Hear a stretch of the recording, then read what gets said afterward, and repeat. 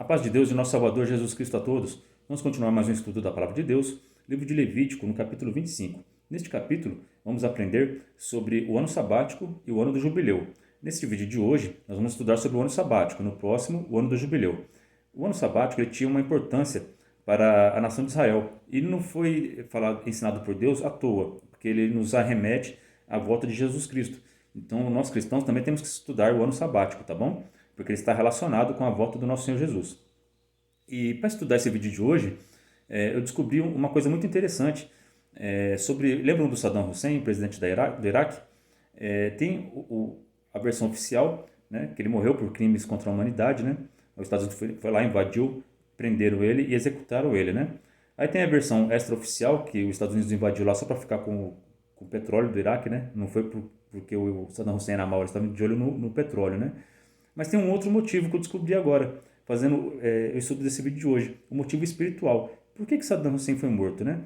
Porque, parem para pensar, tem tantas pessoas bem mais malvadas que ele, ditadores que mataram muito mais pessoas do que ele, e estão aí até hoje, né? O que o Saddam Hussein será que ele fez de tão errado para ser executado, né? Fiquem até o final e vocês vão se surpreender com o motivo espiritual, por que Saddam Hussein foi executado e de uma maneira assim pública, todo mundo viu, né? Tem o vídeo dele sendo enforcado, né?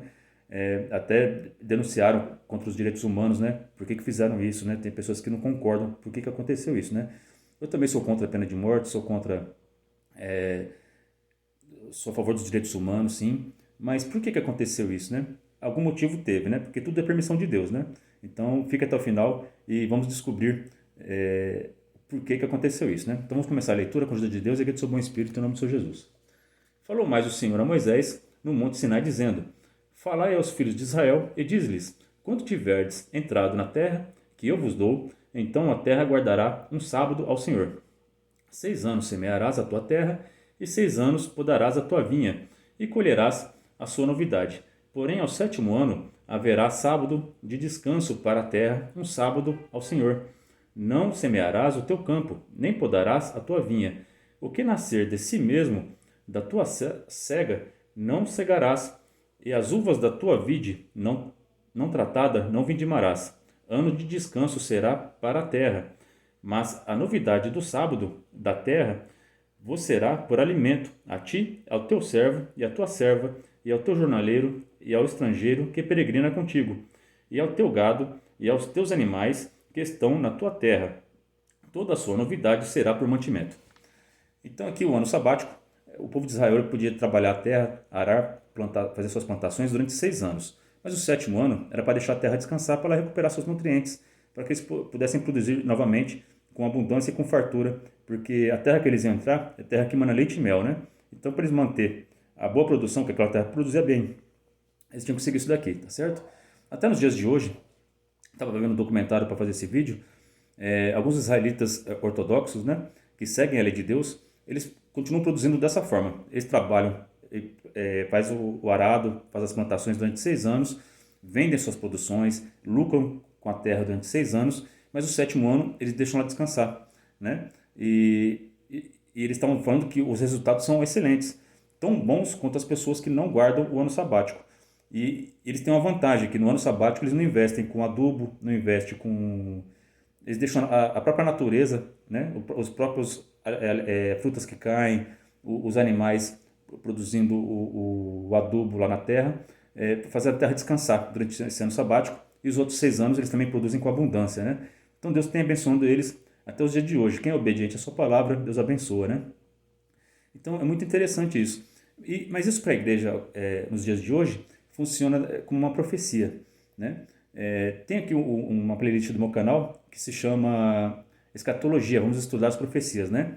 Acessem meu canal e coloquem lá na playlist de Escatologia, vamos estudar as profecias. O primeiro vídeo já vai falar sobre essa profecia dos 6.000 anos e no 7º é o milênio de Cristo, né? Então, alguns estudiosos, por exemplo, a maioria dos cientistas acreditam que a Terra tem mais de 4,5 bilhões de anos, né? Mas os criacionistas, eles acreditam que a Terra tem 6.000 anos. E tem os que ficam no meio termo, né? Eu, por exemplo, sou assim, eu acredito que a Terra tem muito mais tempo do que isso, mas que a história da humanidade tem 6.000 anos, tá certo? Eu acredito nisso, nos meus estudos que eu estou fazendo aqui e que eu estou acompanhando os criacionistas, né?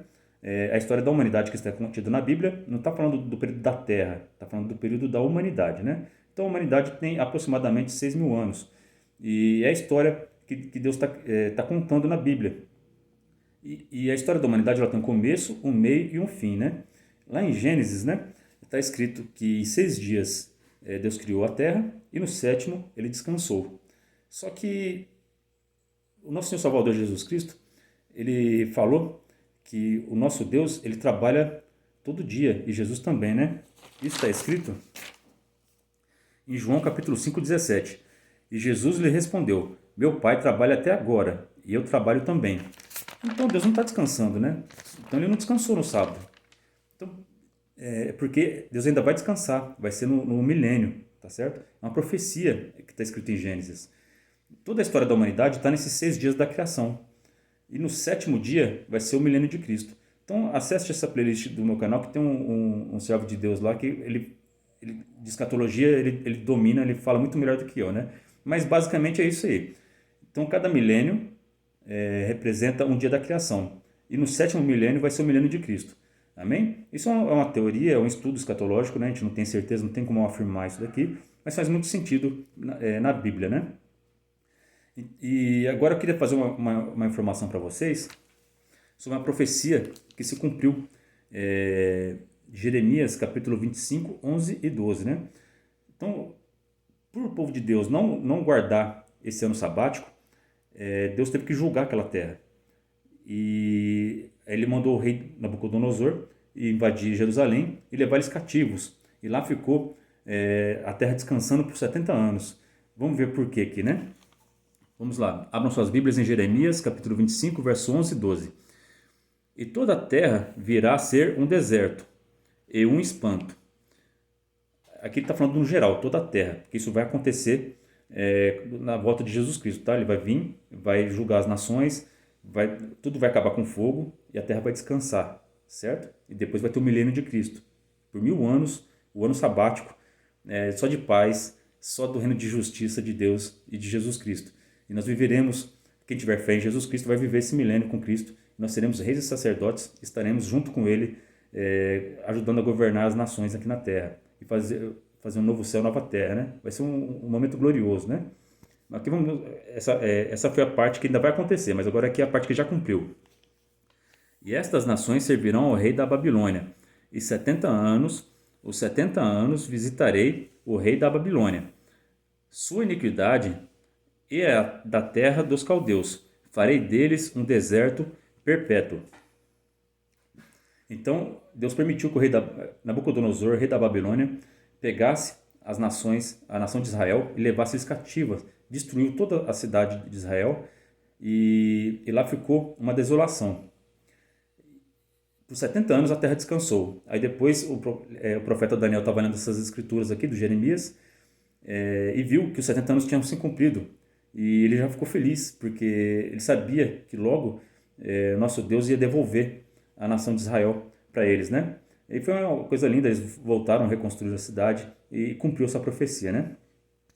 E aqui está dizendo que depois que o rei Nabucodonosor tivesse destruído a cidade, depois que se cumprisse os 70 anos, Deus ia visitar o rei Nabucodonosor, a sua iniquidade, né? Porque ele era um rei mau, né? Ele matava pessoas e ele tinha orgulho, né, da sua cidade, né, das suas coisas, tanto que Deus fez ele pastar que nem um animal, né?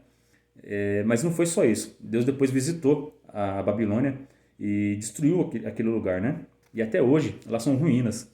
E cumpriu essa profecia também, ó, que lá farei deles um deserto perpétuo, para sempre. Não vai ter mais cidade lá, né? Aí foi estudando isso daqui que eu consegui achar a informação que eu falei para vocês sobre o Saddam Hussein, né? Eu estava pesquisando sobre as ruínas da Babilônia e o Saddam Hussein, no ano de 1986, ele tentou reconstruir a Babilônia. Vocês sabiam disso? Ele foi lá nas ruínas e ele, por conta própria, assim, né? Ele investiu milhões lá e reconstruiu a cidade, né?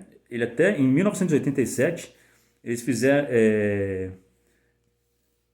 Em 1987, ele já, inaugurou, teve uma festa lá, e ele inaugurou a cidade que ele fez, que ele reconstruiu da Babilônia, né? Só que não durou muito tempo, né? Em 2003, a invasão do Iraque, liderada pelos Estados Unidos, usou a cidade como base e foi destruída novamente. Então voltou a ser ruínas, né? E nesse momento que ele reconstruiu apenas como monumento. E ele fez até uma inscrição falando dele próprio, né? Olha o que ele escreveu na cidade da Babilônia. Em um dos tijolos lá da Babilônia, olha o que ele escreveu. No reinado do vitorioso Saddam Hussein, presidente da República, que Deus o mantenha o guardião do grande Iraque, renovador de seu renascimento e construtor de sua civilização. A reconstrução da grande cidade da Babilônia foi realizada em 1987. Então ele estava orgulhoso de ter reconstruído a cidade do Nabucodonosor, que ele era um fã do Nabucodonosor, né? E da cidade da Babilônia. E ele quis reconstruir. Em 1987 ele inaugurou, ele reconstruiu. Só que não chegou a morar ninguém lá, né? E em 2003 teve a invasão americana e destruiu tudo de novo, né? Então, como o Saddam Hussein ele reconstruiu a cidade, ele estava desafiando a autoridade de Deus, porque Deus mandou uma profecia falando que lá ia ser um deserto perpétuo.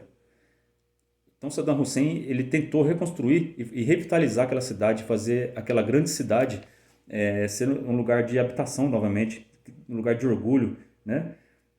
Tanto que ele se orgulhava dele mesmo, da reconstrução dele, que ele fez uma inscrição falando dele próprio, igual Nabucodonosor, cheio de orgulho, né? E Deus mandou os Estados Unidos lá e destruiu tudo. A versão oficial, né? Eu acessei a Wikipédia, né? Em 30 de dezembro de 2006, ele morreu enforcado, né? Por cometer crimes contra a humanidade pelo tribunal iraquiano, pelo assassinato de 148 xiitas iraquianos. Então ele matou 148 xiitas iraquianos.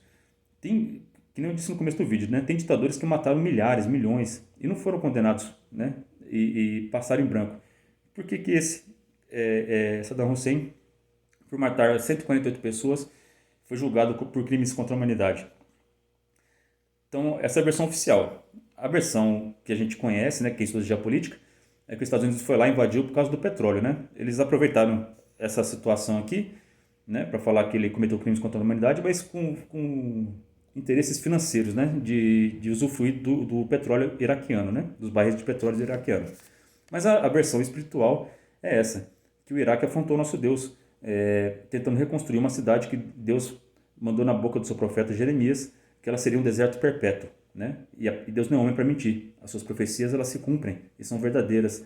E até os dias de hoje elas são assim. Hoje as ruínas da Babilônia estão abertas ao público, mas é um lugar todo vandalizado, cheio de pichações, está em mau uso, não tem o seu valor histórico, né? É um lugar que Deus fez questão, um lugar que era o lugar de orgulho do Saddam Hussein e do rei da Babilônia, deixar um lugar totalmente depredado, sem habitação, e recebe poucos visitantes. São alguns iraquianos que vão lá para fumar narguilé, né?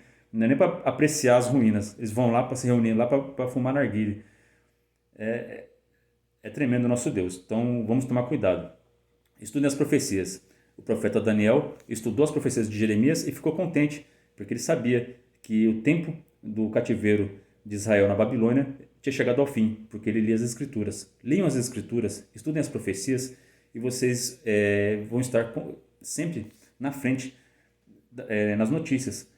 A Bíblia ela é muito mais atualizada do que o jornal de amanhã. Então esteja sempre atento às Escrituras e você nunca será pego de surpresa. Essa é a palavra para nós hoje. Deus abençoe a vida de todos vocês. Ore a Deus por mim e pela minha família. Deus seja eternamente louvado em nome do Senhor Jesus.